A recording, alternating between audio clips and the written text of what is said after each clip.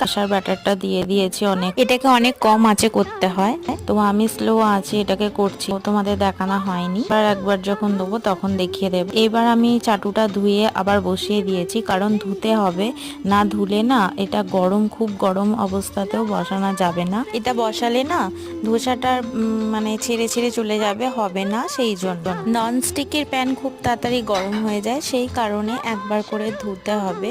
তারপরে ধোয়ার পর হালকা একটু জল ছিটিয়ে দিলেও হবে, তারপরে ব্যাটারটা দিতে হবে। ব্যাটারটা দেওয়ার পর হালকা হাতে ওই হাতাটার সাহায্যে ঘুরিয়ে ঘুরিয়ে গোল করে দিতে হবে। সাম্বারটা করেছিলাম, তো সেই রেসিপিটা শেয়ার করা হয়, তার সাথে নারকেলের চাটনিটাও করেছিলাম, শেয়ার করা হয়। সর্ষের তেলও দিতে পারো তোমরা, আর রিফাইন তেলও দিতে পারো। চামচ দিয়ে একটু চারিদিকে মাখিয়ে নিতে হবে। ধোসাটা যখন কমপ্লিট হয়ে যাবে তখন হালকা ছেড়ে যাবে, বোঝা যাবে। রেসিপিটা কেমন লাগলো প্লিজ তোমরা কমেন্টে জানিও। সম্পূর্ণ ভিডিওটা দেখার জন্য অনেক অনেক ধন্যবাদ।